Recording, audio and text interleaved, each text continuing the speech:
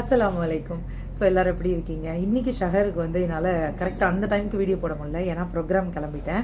ஒரு 2:30 மணிக்கு எல்லாம் எந்திரிச்சு தலையெல்லாம் குளிச்சுட்டு கரெக்டாக இன்றைக்கி மீன் குழம்பு, மீன் வறுவல், இதான் என்னுடைய சஹர் உணவு. தொழுது முடிச்சுட்டு இன்றைக்கி சேலம் பக்கத்தில் ஒரு காலேஜில் ஈவெண்ட்டு கிளம்பி வந்துட்டேன்.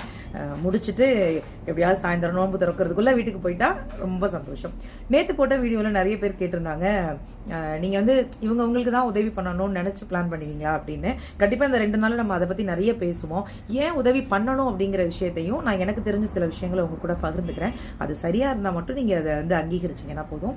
ரொம்ப முக்கியமான விஷயம், எப்போவுமே நம்ம பக்கத்தில் இருக்கிறவங்க, நம்ம சொந்தக்காரவங்க கஷ்டப்படும் போது அவங்கள விட்டுட்டு வெளியில் செய்கிறது தவறு அப்படின்னு அம்மா சொல்லுவாங்க. நம்மளை சுற்றி இருக்கிறவங்களுக்கு முதல்ல கொடுத்துட்டு அதுக்கப்புறம் வெளியில் இருக்கவங்களுக்கு கொடுக்கணும் அப்படின்னு சொல்லுவாங்க. அதனால நீங்கள் ஜக்காத் கொடுக்குறதா இருந்தால் முதல்ல நம்ம உறவுகளுக்கு, நம்ம சுற்றி இருக்கிறவங்களுக்கு, நம்ம நண்பர்களுக்கு, இவங்களுக்கெல்லாம் கொடுத்துட்டு அடுத்ததாக வெளியில் ரொம்ப தூரமாக இருக்கிறவங்களுக்கு நீங்கள் உதவி பண்ணுங்கள். இது எனக்கு தெரிஞ்சது.